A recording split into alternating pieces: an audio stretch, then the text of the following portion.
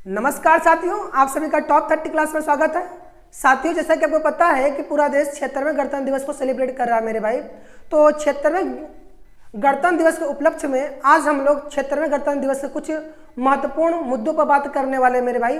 तो आज हम देखने वाले हैं कि 76वें गणतंत्र दिवस में क्या क्या चीज़ें स्पेशल रहा है, उन्हीं सभी टॉपिकों पर आज हमारी बात होने वाली है। तो चलिए समय गवाए बगैर हम बात करते हैं 76वें गणतंत्र दिवस के कुछ स्पेशल टॉपिक पर मेरे भाई। और हाँ, चलने से पहले यदि अभी तक आपने मेरे वीडियो को लाइक नहीं किया तो प्लीज़ लाइक कर लीजिए और इसी प्रकार के इन्फॉर्मेटिव वीडियो के लिए आप मेरे चैनल को सब्सक्राइब भी कर लीजिए मेरे भाई। आइए चलते हैं सीधे अपने टॉपिक की बात करते हैं। जैसा कि आपको पता है कि हमारा पूरा देश 76वां रिपब्लिक डे मना रहा है, तो आज हम बात करने वाले 76वें रिपब्लिक डे स्पेशल पर मेरे भाई। तो आज हम देखने वाले हैं कि 76वां जो रिपब्लिक डे मनाया जा रहा है, इसमें क्या कुछ स्पेशल रहा है, इन सभी मुद्दों पर आज हमारी बात होने वाली है मेरे भाई। तो आइए सबको बारी बारी से हम यहाँ पर बात कर लेते हैं कि इसमें क्या क्या महत्वपूर्ण रहा है, उन सभी टॉपिकों पर हमारी चर्चा होने वाली है। तो सबसे पहले हम आपको बता दें कि 76वें गणतंत्र दिवस समारोह की जो महत्वपूर्ण बातें हैं वो कौन कौन सी बातें हैं, इन सभी के बारे में हमारे यहाँ चर्चा होने वाली है। तो सबसे पहली बात हमारी बात होने वाली है कि 26 जनवरी 2025 को जो भारत है वो अपना 76वां गणतंत्र दिवस मनाया, ठीक है ना। आई बस में 26 जनवरी 2025 को भारत का 76वां गणतंत्र दिवस मनाया गया मेरे भाई, इस बात को आपको ध्यान देना है। और इसमें जो दूसरी बात है कि इसे संविधान के अपनाए जाने के प्लेटिनम जुबली के रूप में मनाया जा रहा है। आपसे ये भी बहुत जरूरी बात है कि जो 76वां गणतंत्र दिवस है इसको किस रूप में सेलिब्रेट किया जा रहा है मेरे भाई। तो 76वें गणतंत्र दिवस को प्लेटिनम जुबली के रूप में यहाँ पर सेलिब्रेट कर रहा है पूरा देश मेरा, ठीक है मेरे भाई। आइए हम बात कर रहे हैं थर्ड पॉइंट पर। तो यहाँ पर जो थर्ड पॉइंट है वो 76वें गणतंत्र दिवस 2025 को दिल्ली के लाल किले पर राष्ट्रपति द्रौपदी मुर्मू ने ध्वजारोहण किया मेरे भाई। आपको ध्यान देना है कि 76वें गणतंत्र दिवस पर लाल किले पर ध्वजारोहण किसने किया मेरे भाई। सबसे इंपॉर्टेंट बात तो यहाँ पर है, हमारे जो माननीय राष्ट्रपति द्रौपदी मुर्मू जी है, इन्होंने ही दिल्ली के लाल किले से ध्वजारोहण किया है मेरे भाई। तो मैं आपको बता दूं कि गणतंत्र दिवस के मौके पर देश का जो राष्ट्रपति होता है वो ध्वजारोहण करता है, जबकि 15 अगस्त के मौके पर हमारे देश के प्रधानमंत्री ध्वजारोहण करते हैं। इस बात को आप ध्यान दीजिएगा। तो इसी से गणतंत्र दिवस के अवसर पर हमारे जो देश के राष्ट्रपति हैं माननीय द्रौपदी मुर्मू जी हैं, तो उन्होंने ही दिल्ली के लाल किले से ध्वजारोहण किया है, ठीक। और इसमें सबसे महत्वपूर्ण बात यह है कि 76वें गणतंत्र दिवस 2025 के परेड में 16 राज्यों एवं केंद्र शासित प्रदेशों की झांकियां और 15 केंद्र के विभिन्न मंत्रालयों एवं संगठनों की झांकियों ने भाग लिया है। तो ये सबसे बहुत बड़ी बात है मेरे भाई कि यहाँ जो 76वां गणतंत्र दिवस मनाया गया है इसमें कितने झांकियों ने भाग लिया है। तो 16 राज्यों एवं केंद्र शासित प्रदेशों की झांकियों ने भाग लिया, इस बात को ध्यान देना है। राज्यों एवं केंद्र शासित प्रदेश की ओर से 16 झांकियां प्रस्तुत की गई थी, जबकि केंद्र की विभिन्न मंत्रालय एवं संगठनों की ओर से 15 झांकियों को प्रस्तुत किया गया था मेरे भाई। इस बात को आपको ध्यान देना है, ठीक। और यहाँ पे चौथी बात यह हो जाती है मेरी कि 76वां गणतंत्र दिवस 2025 के मुख्य अतिथि कौन थे मेरे भाई।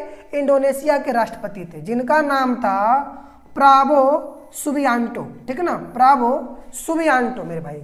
ये है इंडोनेशिया के राष्ट्रपति जो मुख्य अतिथि के रूप में हमारे 76वें गणतंत्र दिवस समारोह में भाग लिए थे मेरे भाई, इंडोनेशिया के राष्ट्रपति प्राबो सुबियांटो, ठीक है ना। आपको ध्यान देना, ये जो इंडोनेशिया के राष्ट्रपति प्राबो सुबियांटो हैं, ये ऐसे चौथे राष्ट्रपति हैं जिन्होंने गणतंत्र दिवस के मुख्य अतिथि के रूप में भाग लिया है मेरे भाई। इस बात को भी आप ध्यान देना है। ये जो आपको प्राबो, ठीक ना, सुबियांटो चौथे इंडोनेशियाई राष्ट्रपति हैं जिन्होंने भारत के गणतंत्र दिवस समारोह में हिस्सा लिया। कौन से नंबर के मेरे भाई, चौथे राष्ट्रपति हैं, ठीक है ना। प्राबो सुबियांटो ये चौथे राष्ट्रपति है जिन्होंने गणतंत्र दिवस में क्या किया है, पार्टिसिपेट किया भारत के, ठीक, वो भी मुख्य अतिथि के रूप में। आइए थोड़ा सा बात कर लेते हैं यहाँ पर सुकरानो, ठीक है ना, ये ध्यान देना, ये जो सुकरानो है भैया, ये भी सुकरानो इंडोनेशिया के राष्ट्रपति हैं। शुक्रानो पहले इंडोनेशियाई राष्ट्रपति थे जिन्होंने भारत के पहले गणतंत्र दिवस 1950 में मुख्य अतिथि के रूप में हिस्सा लिया था मेरे भाई। शुक्रानो, ठीक है ना, शुक्रानो पहले इंडोनेशियाई राष्ट्रपति थे जिन्होंने भारत के पहले गणतंत्र दिवस 1950 में मुख्य अतिथि के रूप में हिस्सा लिया था। ये बातें आपको याद रखना है शुक्रानो के बारे में, ठीक है ना। शुक्रानो पहले इंडोनेशियाई राष्ट्रपति थे जिन्होंने भारत के पहले गणतंत्र दिवस समारोह में अतिथि बनकर आए थे, जबकि प्राबो सुबियांटो ये चौथे इंडोनेशियाई राष्ट्रपति हैं जो मुख्य अतिथि के रूप में भारत के क्षेत्र में गणतंत्र दिवस में शामिल हुए हैं, ठीक है ना। आइए थोड़ा सा और भी आगे बात कर लेते हैं, ठीक है मेरे भाई, थोड़ा सा हम और भी आगे बात कर लेते हैं इस पे। यहाँ पे ध्यान दीजिएगा, जो 76वां गणतंत्र दिवस 76वां गणतंत्र दिवस 2025 को झांकियों को दिल्ली के कर्तव्य पथ पर प्रस्तुत किया गया था, ठीक है ना। दिल्ली के कर्तव्य पथ पर सभी झांकियों को प्रस्तुत किया जाता है मेरे भाई, इस बात को ध्यान दीजिएगा। अगली बात यहाँ पर है कि यहाँ पर सबसे इंपॉर्टेंट बात यहाँ पर आपको ये ध्यान देना है भैया कि 8 वर्ष बाद 76वें गणतंत्र दिवस समारोह में बिहार राज्य ने अपनी झांकी प्रस्तुत किया है। याद रखिएगा 8 वर्ष बाद, ठीक है ना, इससे 8 वर्ष पहले बिहार ने झांकी को प्रस्तुत किया था गणतंत्र दिवस के मौके पर, और उसके बाद अब जाकर 76वें गणतंत्र दिवस समारोह में बिहार राज्य ने अपनी झांकी को प्रस्तुत किया है। और उसकी झांकी में क्या था मेरे भाई, बिहार के झांकी में नालंदा विश्वविद्यालय और भगवान बुद्ध तथा यहाँ पर घोड़ा कटोरा झील, ठीक है ना, घोड़ा कटोरा झील, ये तीनों की प्रतिमा प्रस्तुत किया गया था। कौन कौन सी भैया, यहाँ पर नालंदा विश्वविद्यालय, भगवान बुद्ध और घोड़ा कटोरा झील की प्रतिमा को प्रस्तुत किया गया था बिहार राज्य के द्वारा। अब लगे हाथ हम अपने प्यारे उत्तर प्रदेश की हम बात कर लें, ये भी उत्तर प्रदेश की दृष्टि से बहुत इंपॉर्टेंट हो जाता है मेरे भाई कि उत्तर प्रदेश राज्य की झांकी में समुद्र मंथन, ध्यान दीजिएगा, उत्तर प्रदेश की झांकी में समुद्र मंथन और समुद्र मंथन से निकले अमृत, ठीक है ना, समुद्र मंथन से निकले अमृत तथा महाकुंभ की प्रतिमा को प्रस्तुत किया गया था। इस बात को ध्यान दीजिएगा, यहाँ पे समुद्र मंथन और समुद्र मंथन से निकले अमृत तथा महाकुंभ की प्रतिमा को उत्तर प्रदेश राज्य ने अपनी झांकी में प्रस्तुत किया था, ठीक। आइए हम थोड़ा सा बात कर लेते हैं पीटीआई की रिपोर्ट पर। पीटीआई की रिपोर्ट के अनुसार 76वें गणतंत्र दिवस समारोह में कर्तव्य पथ पर ब्रह्मोस, पिनाका, आकाश, मिग-29, सुखोई 30 मिसाइलों के साथ साथ डीआरडीओ द्वारा निर्मित प्रलय मिसाइल का प्रदर्शन किया गया था।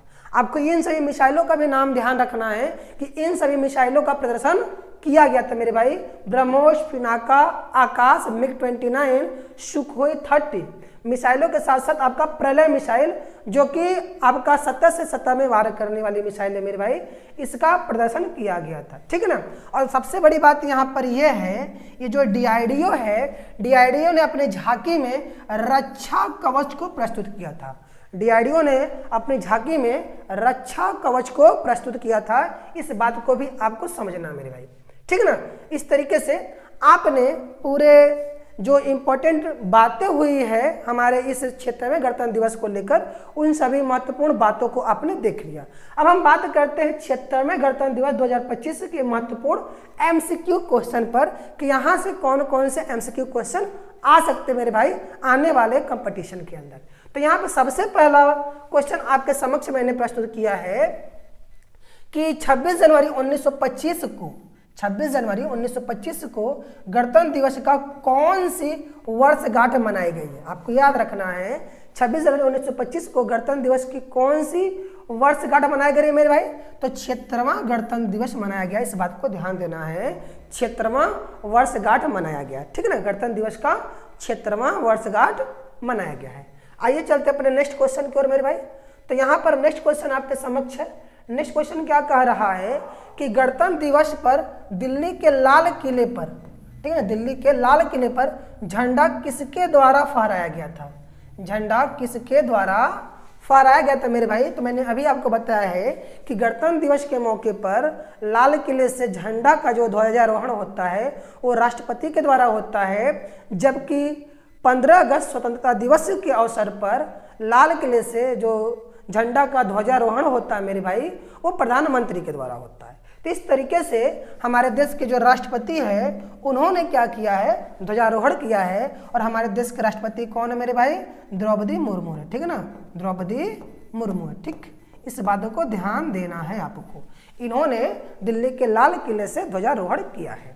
आइए चलते हैं अपने नेक्स्ट क्वेश्चन की ओर मेरे भाई। तो यहाँ पर नेक्स्ट क्वेश्चन क्या है का, तो नेक्स्ट क्वेश्चन कह रहा है कि 76वां गणतंत्र दिवस, ठीक ना, 76वें गणतंत्र दिवस पर दिल्ली के लाल किले पर, ठीक ना, दिल्ली के लाल किले पर झंडा किसने फहराया? तो मैंने अभी आपको बताया है द्रौपदी मुर्मू जी ने, ठीक है ना, द्रौपदी मुर्मू जी ने फहराया है। ठीक, आइए चलते हैं नेक्स्ट क्वेश्चन पर। तो मेरे भाई यहाँ नेक्स्ट क्वेश्चन क्या है, नेक्स्ट क्वेश्चन कह रहा है कि गणतंत्र दिवस समारोह कहाँ आयोजित किया गया? गणतंत्र दिवस समारोह कहाँ आयोजित किया गया?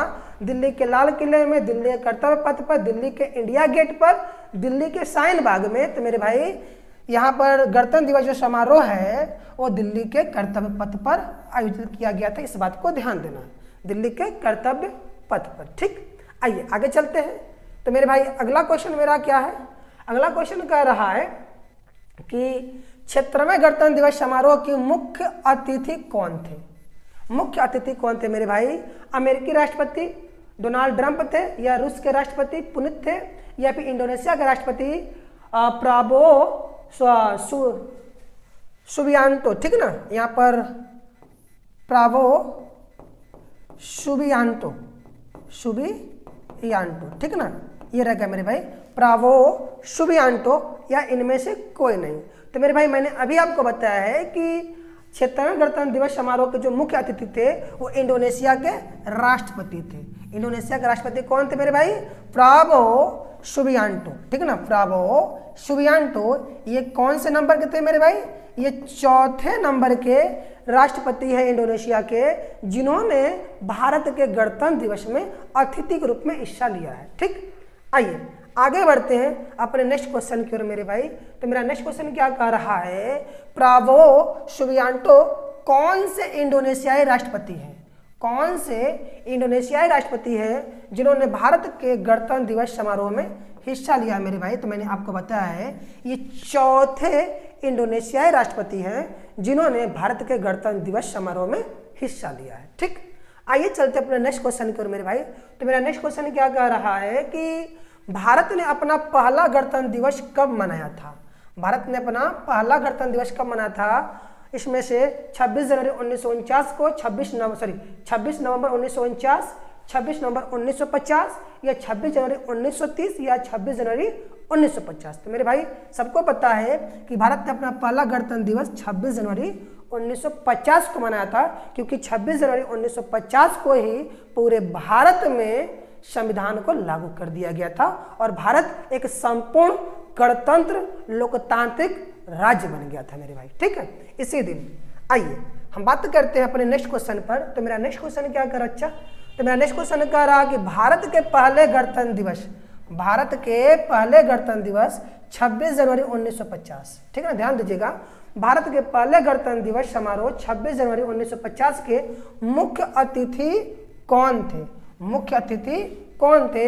अमेरिका के राष्ट्रपति थे, या रूस के राष्ट्रपति थे, या इंडोनेशिया के राष्ट्रपति थे, या जापान के राष्ट्रपति थे? तो मेरे भाई मैंने आपको बताया है कि हमारे पहले गणतंत्र दिवस समारोह के जो मुख्य अतिथि थे वो इंडोनेशिया के राष्ट्रपति थे, जिनका नाम शुक्रानो था। क्या नाम था मेरे भाई?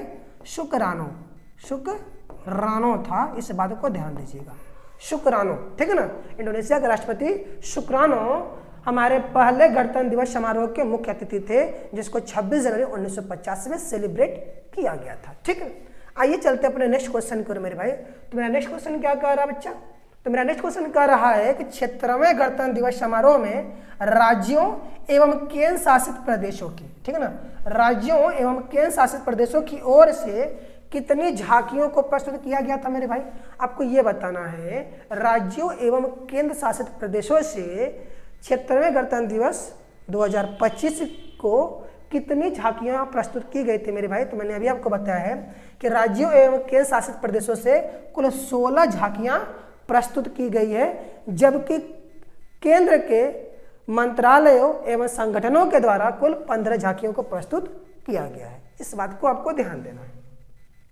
आइए चलते अपने नेक्स्ट क्वेश्चन पर। तो मेरा नेक्स्ट क्वेश्चन क्या कर रहा है बच्चा, मेरा नेक्स्ट क्वेश्चन कर रहा है कि 76वें गणतंत्र दिवस 2025 समारोह में केंद्र के विभिन्न मंत्रालयों एवं संगठनों की ओर से कितनी झांकियों को प्रस्तुत किया गया। मैंने अभी आपको बताया है कि कुल 15 झांकियों को प्रस्तुत किया गया था केंद्र के विभिन्न मंत्रालयों एवं संगठनों के द्वारा। ठीक, आइए अगला क्वेश्चन क्या है मेरे भाई, अगला क्वेश्चन कह रहा है कि 76वें गणतंत्र दिवस 2025, ठीक है ना, 76वें गणतंत्र दिवस 2025, एक मिनट, 76वें गणतंत्र दिवस 2025 समारोह में DRDO ने अपनी झांकी में किसको प्रस्तुत किया था मेरे भाई।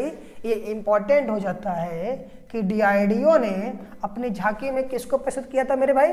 तो यहाँ पे 4 ऑप्शन है, प्रलय मिसाइल को, ब्रह्मोस मिसाइल को, रक्षा कवच को या अग्नि मिसाइल को मेरे भाई। तो मैंने आपको बताया था कि DRDO ने अपने झांकी में रक्षा कवच को प्रस्तुत किया था, ठीक है ना, रक्षा कवच को प्रस्तुत किया था। आइए चलते हैं नेक्स्ट क्वेश्चन की ओर मेरे भाई। तो नेक्स्ट क्वेश्चन क्या कह रहा है, नेक्स्ट क्वेश्चन कह रहा कि भारत कब एक गणतंत्र राज्य बना था। आपको ये बताना है भारत कब एक गणतंत्र राज्य बना था मेरे भाई।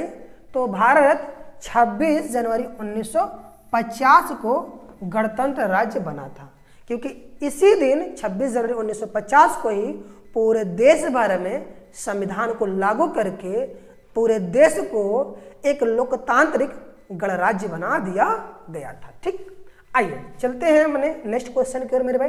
तो नेक्स्ट क्वेश्चन क्या कह रहा है कि भारत के राष्ट्रध्वज को बनाने, भारत के राष्ट्रध्वज को बनाने के लिए किस सामग्री का प्रयोग किया जाता है। यानी कि हमारे तिरंगे झंडे को बनाने के लिए किन किन सामग्रियों का प्रयोग होता है मेरे भाई। यहाँ पे 4 ऑप्शन है, कॉटन, खादी बंटन, ठीक है ना, खादी बंटने नहीं, खादी बंटन होगा, यानी कि खादी का कपड़ा, ठीक है ना, पॉलिस्टर या उपयुक्त सभी। तो मेरे भाई पहले क्या था कि पॉलिस्टर से झंडा नहीं बनाया जाता था, लेकिन अब क्या है कि पॉलिस्टर का भी झंडा बनाया जाने लगा है। इस तरीके से हमारे तीनों ऑप्शन सही हो जाएंगे। अब क्या है, कॉटन का भी झंडा आपको दिखाई देगा, खादी का भी झंडा दिखाई देगा और पॉलिस्टर कपड़े का भी झंडा अब मार्केट में बहुत तेजी से मिल रहा है मेरे भाई, ठीक है ना, जो कि 2021 में संशोधन करके पॉलिस्टर को भी अलाउ कर दिया गया है कि पॉलिस्टर का भी झंडा बनाया जा सकता है। ये जो संशोधन हुआ है ये 2021 का संशोधन हुआ है और इसको लागू किया गया था 2022 से। 2022 से पॉलिस्टर का भी झंडा बनाया जाने लगा है। ठीक, इस तरीके से मेरा ऑप्शन डी क्या हो जाएगा, सही हो जाएगा। ठीक, आइए आगे बढ़ते हैं अपने नेक्स्ट क्वेश्चन की ओर मेरे भाई। तो मेरा नेक्स्ट क्वेश्चन क्या कह रहा है, नेक्स्ट क्वेश्चन कह रहा है कि राष्ट्रीय झंडा दिवस कब मनाया जाता है। राष्ट्रीय झंडा दिवस कब मनाया जाता है मेरे भाई। 26 जनवरी को, 15 अगस्त को, 26 नवंबर को, 22 जुलाई को मेरे भाई। तो आपको ये बताना है कि राष्ट्रीय झंडा दिवस कब मनाया जाता है मेरे भाई। तो राष्ट्रीय झंडा दिवस 22 जुलाई को मनाया जाता है। अब बात ये होता है कि 22 जुलाई को ही राष्ट्रीय झंडा दिवस क्यों मनाया जाता है, क्योंकि 22 जुलाई 1947, 22 जुलाई 1947 को संविधान, ठीक है ना, संविधान सभा ने राष्ट्रध्वज झंडा, ठीक है ना, राष्ट्रध्वज झंडा, ठीक है ना, तिरंगा को अपनाया था, ठीक है ना, अपनाया था। इस बात को ध्यान दीजिएगा क्योंकि 22 जुलाई 1947 को संविधान सभा के द्वारा झंडे को अपनाया गया था, इसीलिए 22 जुलाई से या फिर 22 जुलाई को क्या होता है, राष्ट्रीय झंडा दिवस मनाया जाता है हर वर्ष 22 जुलाई को। ठीक, आइए चलते अपने नेक्स्ट क्वेश्चन को मेरे भाई। तो मेरा नेक्स्ट क्वेश्चन क्या कह रहा है बच्चा, नेक्स्ट क्वेश्चन कह रहा है कि भारत का झंडा गीत किसने लिखा था मेरे भाई। भारत का झंडा गीत होता क्या है मेरे भैया, भारत का जो झंडा गीत है उसको क्या कहते हैं, आपको पता होगा। भारत का झंडा गीत क्या है, झंडा ऊंचा रहे हमारा, झंडा ऊंचा रहे हमारा, ठीक है ना, झंडा ऊंचा रहे हमारा, ठीक है ना, ये भारत का झंडा गीत है। तो पूछा गया कि भारत का झंडा गीत किसने लिखा था? रविन्द्रनाथ टैगोर ने, बंकिम चंद्र चटर्जी ने, बंकिम चंद्र चट्टोपाध्याय ने, या श्यामलाल गुप्त पार्षद ने? तो मेरे भाई झंडा गीत जो है वो श्यामलाल गुप्त पार्षद ने लिखा था। इस बात को ध्यान देना है। भारत का जो झंडा गीत है, झंडा ऊंचा रहे हमारा, उसके जो राइटर हैं वो श्यामलाल गुप्त पार्षद हैं। इस बात को ध्यान दीजिए। ठीक, आइए चलते अपने नेक्स्ट क्वेश्चन की ओर मेरे भाई। तो मेरा नेक्स्ट क्वेश्चन क्या कह रहा है? नेक्स्ट क्वेश्चन कह रहा है भारत के राष्ट्रीय गान जनगण मन को संविधान सभा ने कब अपनाया था? मेरे भाई इसको ध्यान देना है। भारत का जो राष्ट्रीय गान है इसको संविधान सभा के द्वारा कब अपनाया गया था? इसमें 4 ऑप्शन है। 26 जनवरी 1950, 26 नवंबर, सॉरी यहाँ पर 26 नवंबर 1949 रहेगा। ठीक है ना, 26 नवंबर 1949। ठीक है मेरे भाई, 26 नवंबर 1949, 26 नवंबर 1949, या फिर 24 जनवरी 1950 या 26 जनवरी 1930। आपको बताना है भारत के राष्ट्रीय गान को संविधान सभा ने कब अपनाया था मेरे भाई? तो भारत के राष्ट्रीय गान को संविधान सभा ने 24 जनवरी 1950 को अपनाया था, और 24 जनवरी 1950 को संविधान सभा की आखिरी बैठक हुई थी मेरे भाई। इस बात को भी ध्यान दीजिएगा। 26 जनवरी 1950 को संविधान सभा की अंतिम बैठक थी। उसी अंतिम बैठक में ही राष्ट्रीय गान को अपनाया गया था। ठीक, आइए थोड़ा सा और भी बात कर लेते हैं। ठीक, अब हम थोड़ा सा राष्ट्रीय गान से संबंधित कुछ महत्वपूर्ण बातों पर यहाँ पर थोड़ा ध्यान देते हैं। तो ध्यान दीजिएगा मेरे भाई, भारत के राष्ट्रीय गान जनगण मनगढ़ के जो रचयिता है वो रविन्द्रनाथ टैगोर है। ठीक है ना, रविन्द्रनाथ टैगोर है जनगण मन के रचयिता। ठीक, और राष्ट्रीय गान जनगण मन को अंग्रेजी में अनुवाद किसने किया था मेरे भाई? तो राष्ट्रीय गान को अंग्रेजी में अनुवाद रविन्द्रनाथ टैगोर ने ही किया था। इस बात को ध्यान दीजिएगा कि राष्ट्रीय गान के रचयिता भी रविन्द्रनाथ टैगोर है, और राष्ट्रीय गान को अंग्रेजी में अनुवाद करने वाले भी रविन्द्रनाथ टैगोर है। और अंग्रेजी में जब अनुवाद किया गया था तो उसका नाम दिया गया था morning song of India. Morning song of India के नाम से राष्ट्रीय गान जाना जाता है। इस बात को ध्यान दीजिएगा, मॉर्निंग सॉन्ग ऑफ इंडिया के नाम से इसको जाना जाता है। ठीक, आइए थोड़ा सा हम बात कर लेते हैं राष्ट्रीय गान जो है मेरे भाई वो पहली बार कब गया था? तो राष्ट्रीय गान को पहली बार 27 दिसंबर 1911 में, 27 दिसंबर 1911 में कांग्रेस के कलकत्ता अधिवेशन में गाया गया था। इस बात को ध्यान दीजिएगा, राष्ट्रीय गान को सबसे पहले कब गाया गया था? 27 दिसंबर 1911 में। ठीक है ना, कांग्रेस के कलकत्ता अधिवेशन में पहली बार राष्ट्रीय गान गाया गया था। ठीक, दूसरी बात ध्यान दीजिएगा कि राष्ट्रीय गान जनगण मनगढ़ को संविधान सभा ने 24 जनवरी 1950 को अपनाया था, और इसी दिन राष्ट्रीय गीत वंदे मातरम, ठीक है ना, इसी दिन राष्ट्रीय गीत वंदे मातरम को भी संविधान सभा द्वारा अपना लिया गया था। ठीक है ना, यानी कि 24 जनवरी 1950 को राष्ट्रीय गीत तथा राष्ट्रीय गान दोनों को संविधान सभा द्वारा अपनाया गया था। ठीक, आइए चलते हैं हम लोग अपने अब नेक्स्ट क्वेश्चन की ओर। तो मेरे भाई मेरा नेक्स्ट क्वेश्चन क्या कह रहा है कि भारत के राष्ट्रीय गान को अंग्रेजी में अनुवाद किसने किया था? भारत के राष्ट्रीय गान को अंग्रेजी में अनुवाद किसने किया था मेरे भाई? मैंने अभी बताया है कि उसके राइटर भी रविन्द्रनाथ टैगोर है, और उसको अंग्रेजी में अनुवाद करने वाले भी रविन्द्रनाथ टैगोर जी हैं। ठीक है, आइए चलते अपने नेक्स्ट क्वेश्चन की ओर मेरे भाई। तो नेक्स्ट क्वेश्चन क्या कह रहा है? नेक्स्ट क्वेश्चन कह रहा कि ठीक है ना, बाघ से पूर्व भारत का राष्ट्रीय पशु कौन था? ठीक है ना, बाघ से पहले भारत के राष्ट्रीय पशु के रूप में किसको जानते थे हम लोग मेरे भाई? 4 ऑप्शन है, गाय, गैंडा, हिरन या सिंह। सिंह मतलब शेर। ठीक है मेरे भाई, आपको ये बताना है बाघ से पहले भारत का राष्ट्रीय पशु कौन था मेरे भाई? तो बाघ से पहले भारत का जो राष्ट्रीय पशु है वो शेर हुआ करता था। ठीक है ना, आपको पता है कि वर्ष 1973 में प्रोजेक्ट टाइगर प्रारंभ किया गया था। क्या चाहिए मेरे भाई? Project tiger, project tiger. ठीक है ना, प्रोजेक्ट टाइगर 1973 में जब प्रोजेक्ट टाइगर को प्रारंभ किया गया था, तब से मेरे भाई बाघ, ठीक है ना, तब से बाघ मतलब टाइगर, ठीक है ना, बाघ को राष्ट्रीय पशु का दर्जा दिया गया था, ठीक है ना, दर्जा मिला। इस बात को ध्यान दीजिएगा, ठीक है ना। 1973 में जब प्रोजेक्ट टाइगर प्रारंभ कर दिया गया था, उसी समय से बाघ को भारत का राष्ट्रीय पशु घोषित किया गया था, जबकि बाघ से पहले शेर को राष्ट्रीय पशु माना जाता था। इस बात को ध्यान दीजिएगा, ये बहुत इंपॉर्टेंट बातें आप लोग के लिए हो जाता है। आइए चलते अपने नेक्स्ट क्वेश्चन की ओर। मेरे भाई मेरा नेक्स्ट क्वेश्चन क्या कह रहा है कि बाघ को भारत का राष्ट्रीय पशु कब घोषित किया गया था मेरे भाई? तो मैंने अभी आपको बताया है 1973 में, ठीक है ना, 1973 में। और 1973 में जब प्रोजेक्ट टाइगर आरंभ किया गया था तब से, ठीक। आइए अगला क्वेश्चन क्या है मेरे भाई? अगला क्वेश्चन कह रहा है कि भारत का जो राष्ट्रीय पशु बाघ है उसका वैज्ञानिक नाम क्या है? भारत के राष्ट्रीय पशु का वैज्ञानिक नाम क्या है मेरे भाई? तो भारत के राष्ट्रीय पशु का वैज्ञानिक नाम पैंथेरा टाइग्रिस है। पैंथेरा टाइग्रिस है मेरे भाई, इस बात को ध्यान दीजिएगा। भारत के राष्ट्रीय पशु का जो वैज्ञानिक नाम है वो पैंथेरा टाइग्रिस है, ठीक है, पैंथेरा टाइग्रिस है। आइए चलते हैं अपने नेक्स्ट क्वेश्चन की ओर मेरे भाई।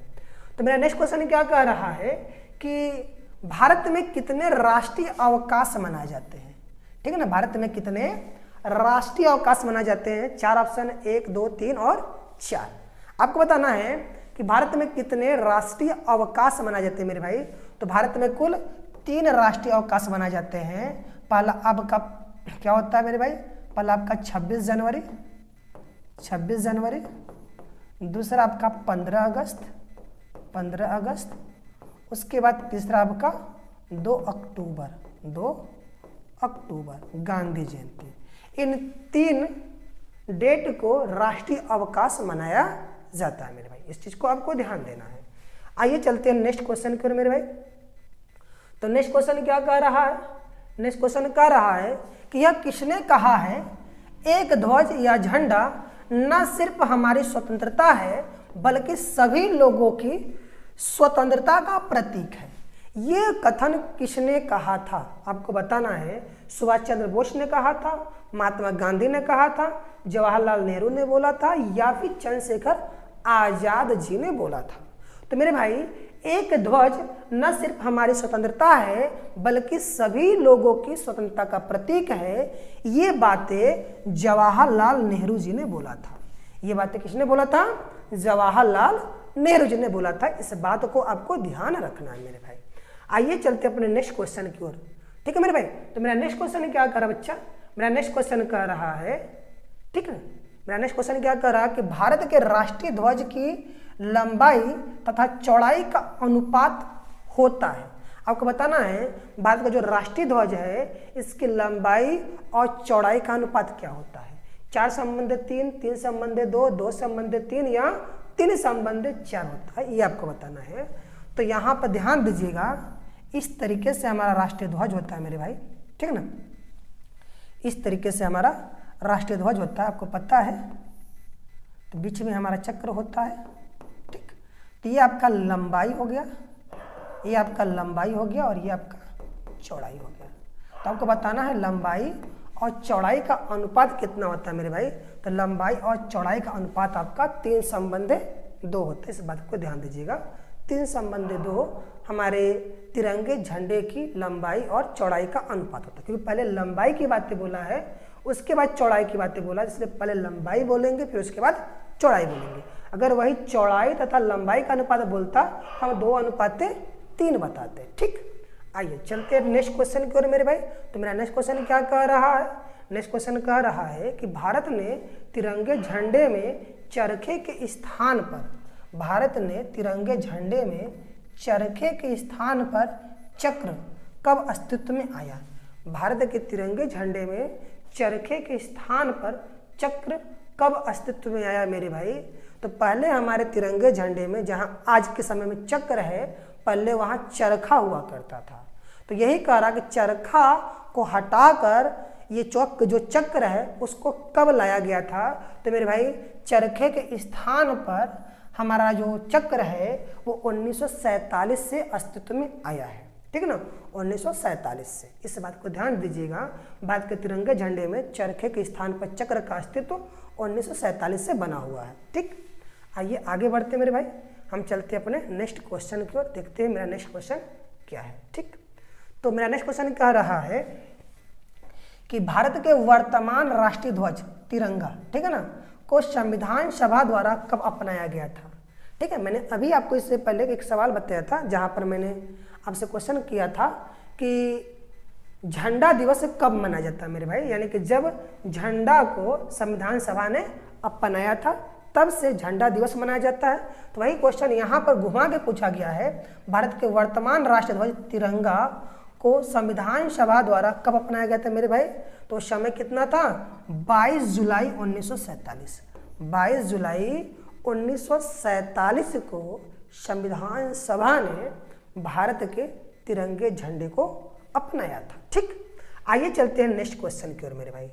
तो मेरा नेक्स्ट क्वेश्चन क्या कह रहा है, इसको भी थोड़ा देख लीजिए।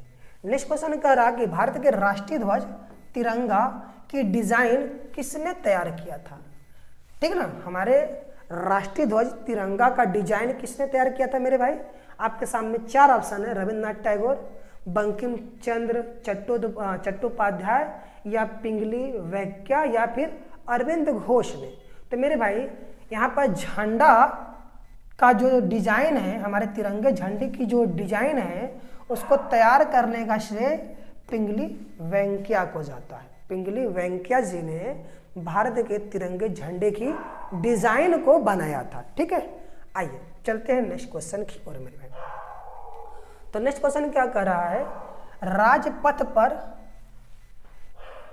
नेक्स्ट क्वेश्चन मेरा क्या कर बच्चा कर रहा कि एक मिनट थोड़ा सा वेट कीजिए। हाँ, कह रहा है कि राजपथ पर पहली बार परेड कब आयोजित किया गया था। राजपथ पर पहली बार परेड कब आयोजित किया गया था मेरे भाई। तो राजपथ पर पहली बार जो परेड का आयोजन हुआ था वो 1955 में हुआ था, ठीक है मेरे भाई। राजपथ पर पहली बार परेड का आयोजन 1955 में किया गया था और तब से लेकर अब तक ये परेड होता आ रहा है। आइए चलते हैं अपने नेक्स्ट क्वेश्चन की ओर।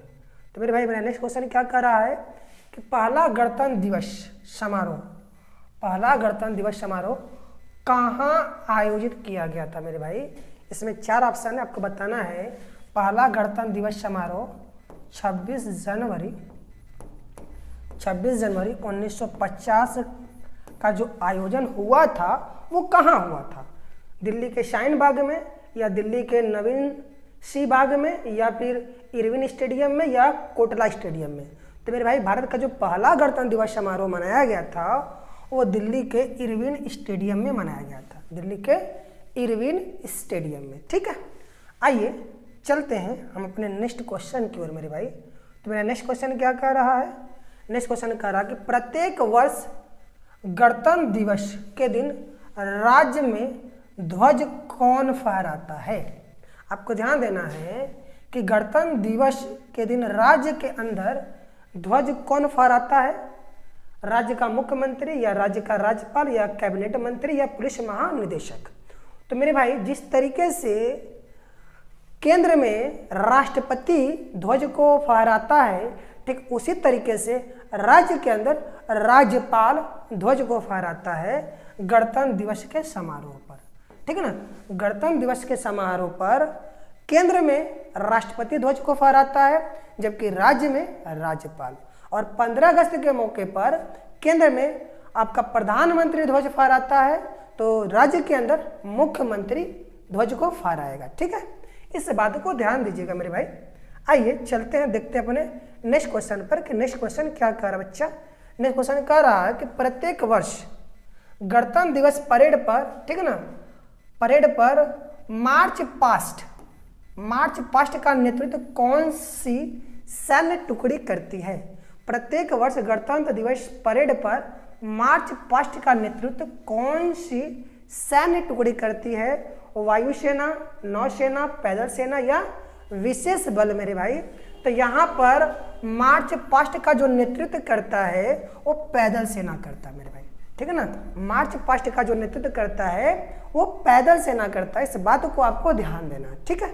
आइए चलते हैं अपने नेक्स्ट क्वेश्चन पर मेरे भाई। तो मेरा नेक्स्ट क्वेश्चन क्या करा, सॉरी आज के लिए केवल इतना ही था मेरे भाई।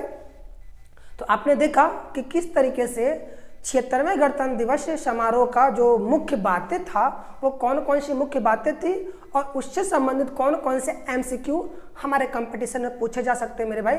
मैंने उन सभी चीज़ों को बारी बारी से डिस्कस कर लिया मेरे भाई, ठीक है ना। आई होप आपको ये वीडियो पसंद आया होगा। अगर आपको ये वीडियो मेरा पसंद आ रहा है मेरे भाई सो प्लीज़ आप मेरे वीडियो को लाइक कीजिए और इसी प्रकार के इन्फॉर्मेटिव वीडियो के लिए आप मेरे चैनल को सब्सक्राइब भी कर लीजिए मेरे भाई। और एक बात और मैं आपको बताना चाहता हूं कि मेरे भाई मेरे इस प्लेटफॉर्म के माध्यम से आप रेलवे, एसएससी, यूपीएसआई, कांस्टेबल और यूपीएसएससी जैसे तमाम एग्जाम की तैयारी बिल्कुल फ्री ऑफ कॉस्ट कर सकते हैं मेरे भाई, क्योंकि हमारे इस चैनल के ऊपर आप मेरे प्लेलिस्ट में जाकर देख सकते हैं कि यहाँ पे सभी के सभी कंटेंट विद डिटेल्स समझाए गए मेरे भाई। आप हमारे चैनल को विजिट कर सकते हैं अपने इस तैयारी को एक नए मुकाम तक ले जाने के लिए। तब तक के लिए थैंक यू, धन्यवाद। मिलते हैं अपने नेक्स्ट वीडियो में, तब तक के लिए जय हिंद, जय भारत।